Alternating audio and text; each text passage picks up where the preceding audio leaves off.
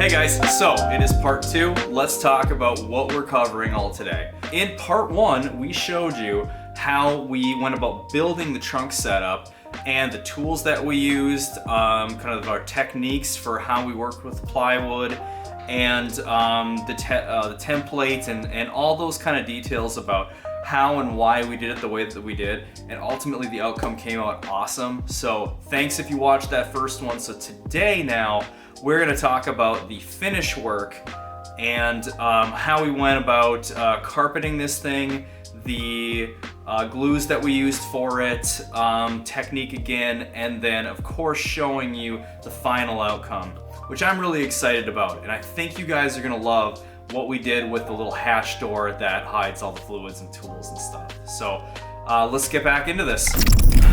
Okay guys, so I went and I picked up some carpet real quick. This is just kind of generic black auto carpet. So I got this from Menards, but that's basically the same thing as like Home Depot. I can't speak for whether or not Home Depot has this stuff, but it's both marine grade and auto grade, and it's actually pretty decent stuff. So I'm going to be using this to cover it. As much as I'd love to do vinyl, it's a little more complicated than I'm able to do, and I do have some concerns about vinyl holding up quite as good as a traditional carpet, like an auto carpet.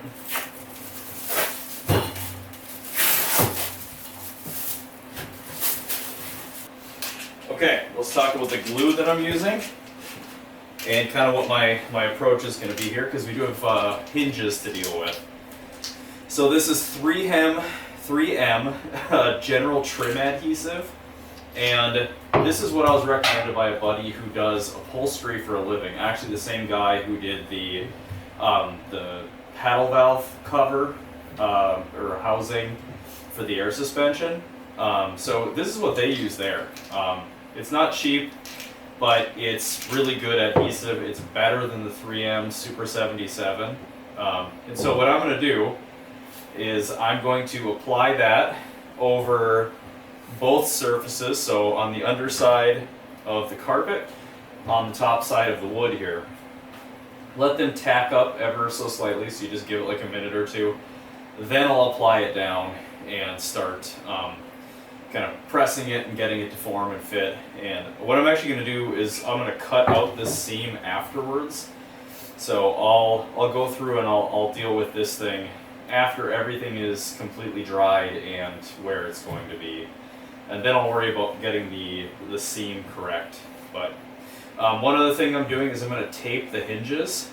So obviously I'll be applying adhesive to the back of this thing as well as to the surface of this, so I'm still going to end up with a little bit of adhesive on it, but there's going to be more glue on this thing than on this. And the reason for that is that I need there to be a little bit of movement at the hinges, and I don't want it to stick to the part of the hinges that actually do kind of slide, like the rounded portion of it with the pin through it, because you don't want that to end up getting pinched and torn and all kinds of weird stuff. Like, you don't want to get a bunch of crap stuck in there.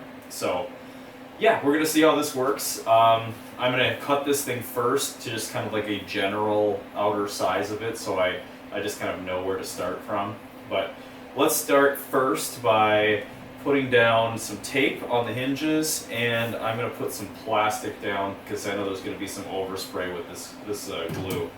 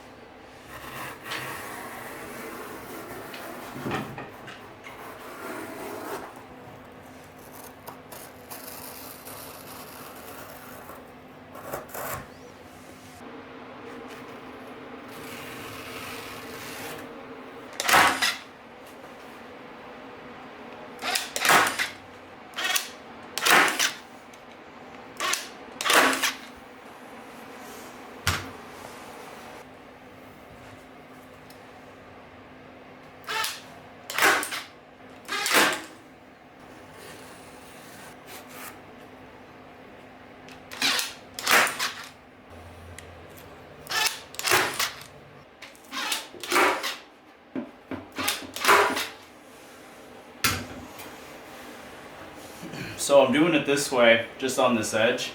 So I'm gonna make sure that it's gonna not like kind of pull off of that, because this is where the spare tire is gonna get pulled from. So there's a chance as it is the tire might try and rub on this thing. So I just want it tight as much as possible to the wood right here. Plus the spare tire's there, so you're never gonna see these staples. Now on this, however, I'm gonna roll that down because you would see the staples in here. And then any bits of wood that's showing, I've actually got some flat black paint that I'm just gonna dab in there, and then I'll probably try and glue in a little bit of loose fiber to just try and make it look as close as possible. But you're really not gonna see these seams because they're gonna be hidden by that big ass tire. But so far this is working really nice. I really like this. Let's keep plugging away.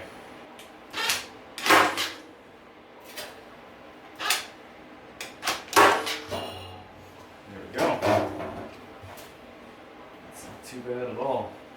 Alright, let's install this thing.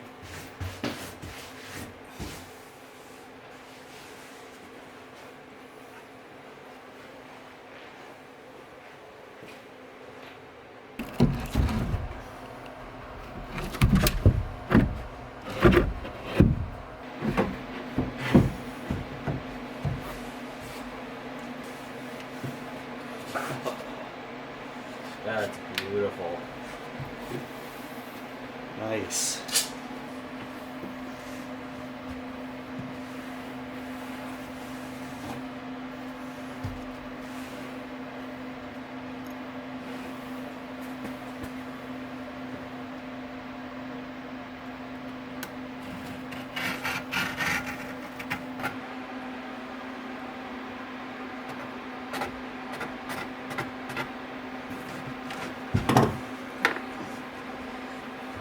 There we go.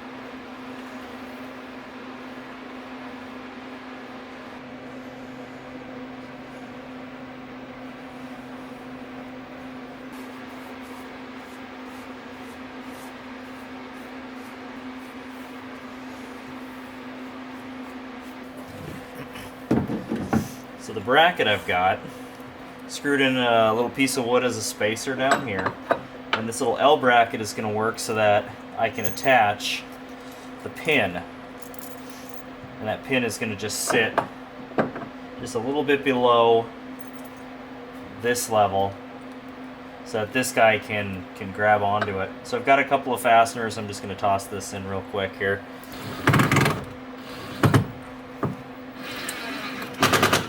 Now I can measure this thing and figure out its exact location. 1 3/4 by 1 3/4? No way. I'll be damned. 1 3/4 by 1 3/4.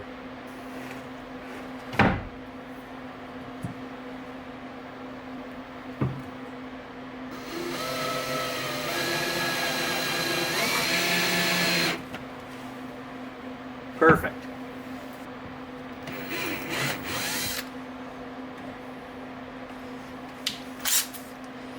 Okay, so now this is going to be interesting because I've got this thing that's not thick enough to go all the way through the entire board. So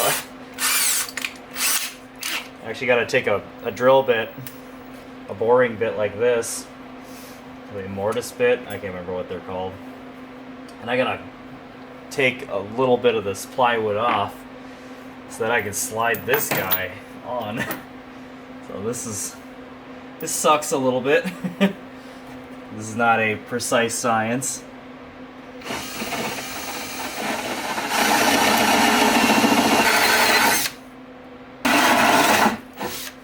Alright, now gotta open it up to 3/4 of an inch.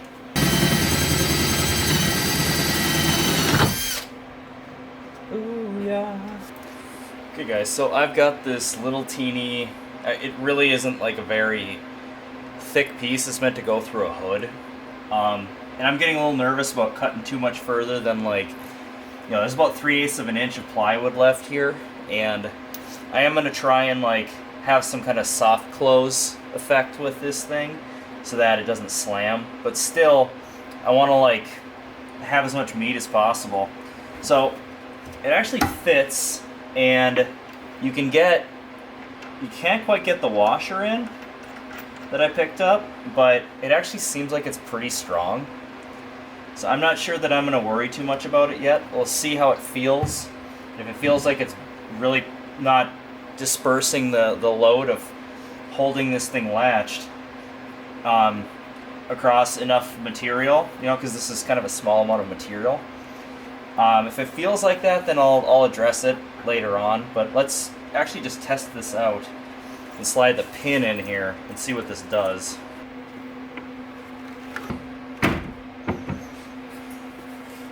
Wow, that is clean.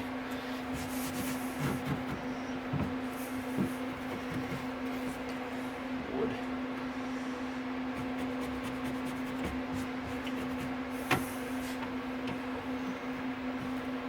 Yeah, because this is such a heavy piece, it's like it works, but the latch is nice, but it needs something to pop it up. So, good, then I will do those lift struts. But it's slick. Look at that.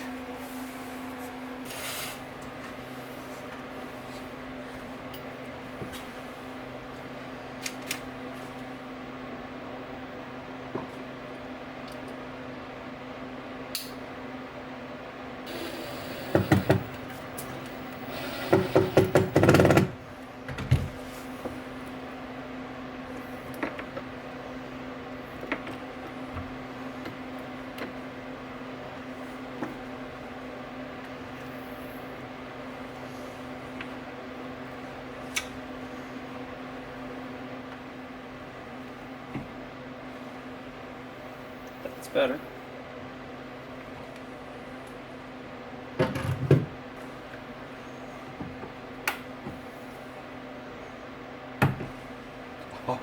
Oh. That's it.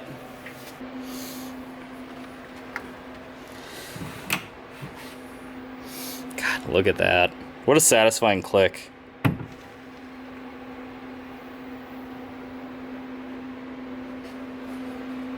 God, right on. So there we go. Fluids can sit in there, spare fuses, tools, whatever.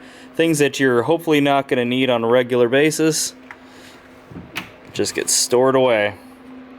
And then you can toss your groceries and your cases of beer and all that fun stuff on the top. Man, that looks good so far. Alright, let's move on. Let's get the next step done.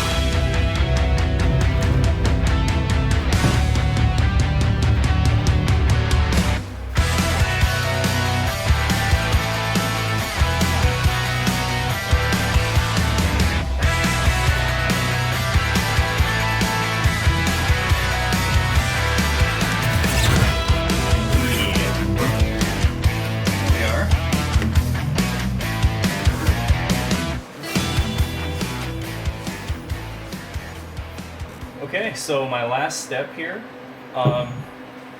is actually to secure this back piece to the main body. I haven't done that yet. Like my original hope was that I'd be able to have a lip that would attach the underside of the main piece. So, kind of like how this thing has a flat piece here It's like a 1x2, and that's what this whole thing presses against, and it provides support.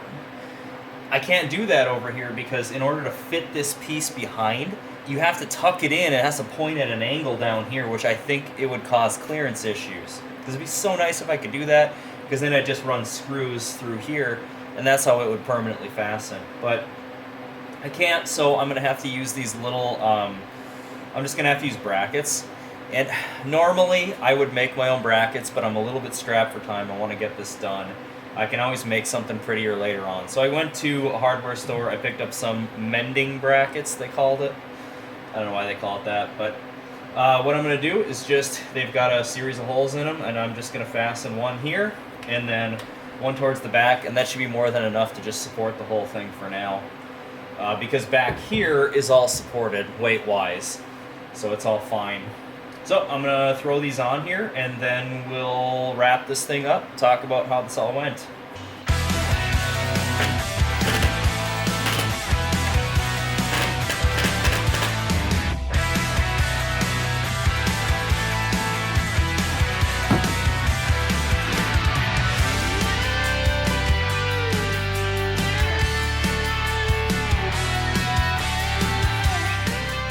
Okay guys, that wraps it up. So let's recap the whole process. So what we did was we started with the factory floor pan, and we built a template out of poster board based off of that. And then we transferred that over to a piece of plywood. So we used 3/4 inch BCX plywood, so that means that one portion of it is sanded, the other part's the rough side. Obviously the sanded portion is on the top. And we cut everything out so that it was going to fit nicely. We made 2 removable sections, one that's on a hinge on the side here for the spare tire to pop out. That was a necessity to have that hinge so that we can actually pop it out without hitting the framing, the steel framing on the body here. And then back behind the fuel filler tube, we've got a removable section as well, which again, this is, you know, it's snaking around the tube, so you kind of have to have these pieces. But what's awesome about it is that it looks super clean, it tucks the spare tire in really nicely, and there's a place back behind the fuel filler tube that we have our air compressor for the air suspension setup on this thing. So if you're curious about how we did that, watch for the little tag that pops up here, and that'll actually take you to another video where we did the air suspension on this thing. But the best part, and I love the way that this came out, so what we have is we've got a funky little pocket underneath here that doesn't really have a purpose. It doesn't really do much. So I got the idea that I'm going to make a storage spot out of that, and it turned out really, really good. So we've got, you know, spare fluids, tools, any extra parts that you might need to carry. It all just tucks in there and keeps this whole area clean for groceries and luggage and whatever the hell else you want to haul around, or if you just want it to look clean for a car show. And it looks awesome, I think. So that's everything for today. You know, let us know what you think about the outcome. We'd love to hear your feedback in the comments section. And I really just want to put out there a big thank you to everybody who watches the videos. It makes a huge difference. We actually, you'll notice that we just started having ads start popping up on our videos. And the reason for that is we finally crossed that threshold where we're able to monetize the channel and generate a little bit of revenue. So thank you guys for your continued support on that. I mean, it means so much. And just know that, you know, every bit of effort that we're putting into this, we're reinvesting everything back into the channel to try and, you know, just keep building our projects, doing really awesome things with them. Adventures are coming up soon here, you know, and other big modifications that we're going to be doing to the cars. So, you know, that support is huge, and we really appreciate it from you guys. So the best thing that you can do if you want to support us is to subscribe to the channel. Only like 5% of the views that we have on our videos actually come from subscribers, which is wild to me. So if you guys haven't yet, it would be greatly appreciated. It makes a huge difference in the revenue that we generate if it's coming from subscribers, and it increases the traffic. So anyway, thank you very much. We'll see you on the next video, which most likely is going to be about the transmission on this thing. So we'll see you then. Bye-bye.